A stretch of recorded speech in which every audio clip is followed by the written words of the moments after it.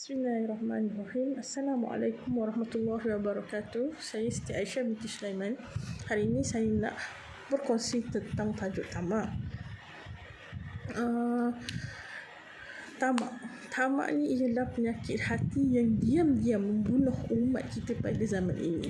Ini kerana penyakit ni tak nampak, tak demam, tak batuk. Tetapi dia boleh hancurkan dunia akhirat kita. Okey, pertama sekali, apa itu tamak? Okey, tamak ni bukan bermaksud dalam Islam umat melarang umatnya untuk tak kaya ataupun jadikan kita ni tak kaya ke apa. Tetapi tamak ni ialah nafsu dunia. Nafsu dunia tu lebih sampai kita rasa tak pernah cukup.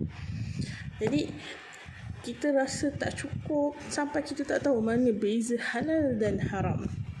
Kat sini ada dalam hadis Nabi di mana Nabi bersabda, kalau anak Adam ada 2 gunung emas, mesti dia nak tambah lagi gunung emas yang ketiga. Jadi memang tak dapat nak penuhkan apa kehendak anak Adam. Okey, kemudian kisah dalam Al-Quran lah, ataupun senang kata kesan cerita daripada Al-Quran tentang tamak ni, kita tak jauh kita boleh tengok tentang Qarun, kisah Qarun, di mana sangat famous kan orang sebut harta Qarun itu bermula kerana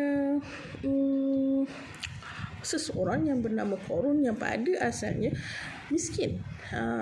Tapi dia minta untuk menjadi kaya. Bila dah dibagi kaya, disuruh bayar zakat, dan kemudian dia tak nak bayar zakat. Dia mengatakan harta itu dia yang punya.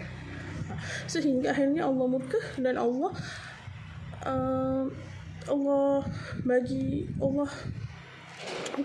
hukum Qarun, tenggelamkan dia dengan harta-hartanya. Itu yang menyebabkan jadinya harta Qarun. Okey, kemudian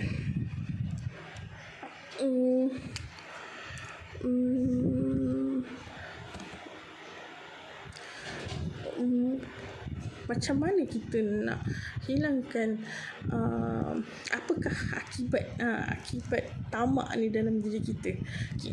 Akibatnya bila seseorang itu tamak, maka susah untuk dia dapat ketenangan dalam hidup. Kerana apa? Kerana dia sentiasa risau, hartanya berkurang, hartanya hilang, hartanya dia curi. Sehingga kan kalau dia berada di dalam satu rumah, dia tidur tidak lena kerana takut rumahnya dimasuki pencuri. Jadi kekayaan yang sebenarnya bukan kekayaan harta, tapi kekayaan ketenangan jiwa. Itu yang sebenarnya. Kedua, tamak ni lah sebenarnya menyebabkan jenayah berlaku. Kerana apa? Kerana disebabkan tamak ni orang berlakunya jenayah rasuah, berlakunya mencuri, berlakunya samun, berlakunya pergaduhan antara adik-beradik disebabkan perebutan harta pusaka. Maka kat sini kita perlu lihat apa yang Nabi pesan. Nabi kata celakalah orang yang mengejar dinar, orang yang menjadi hamba duit. Dan kemudian seterusnya, tamak ni dah merosakkan ibadah orang. Kerana apa? Orang tamak solat pun laju-laju sebab dia nak kejar duit. Orang tamak dia melakukan ibadah tak tenang kerana setiap masa dia tu sen. Bukan setiap masa dia tu pahala, setiap masa tu sen. Dia takut duit hilang, kerana apabila dia melakukan ibadah, maka duit sen tu hilang. Jadi apa ubat untuk tamak ni? Okey, pertama sekali untuk hilangkan tamak ni, kita kena tanamkan sifat qanaah. Apa dia sifat qanaah?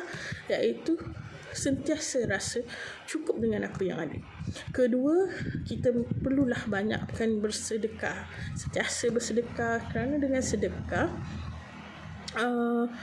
kita kata bila kita selalu memberi, tu membuatkan hati kita tunduk. Dan kemudian kita kenalah sentiasa ingat mati. Bila kita ingat mati, buatkan kita rasa tak nak buat. Kita rasa dunia ni semua sementara je. Jadi sentiasalah ingat mati. Jadi saya kata, jangan letak dunia di dalam hati. Letaklah di tangan. Biar tangan kita kerja cari rezeki yang halal, tapi hati kita bergantung kepada Allah. Jadi kata-kata ulama juga, kumpul dunia sekadar bekal ke kubur. Jangan sampai kumpul kubur di dalam dunia. Jadi sekian saja perkongsian saya pada hari ini. Yang baik datang daripada Allah, yang kurang daripada kelemahan diri saya. Billahi taufiq wal hidayah. Assalamualaikum warahmatullahi wabarakatuh.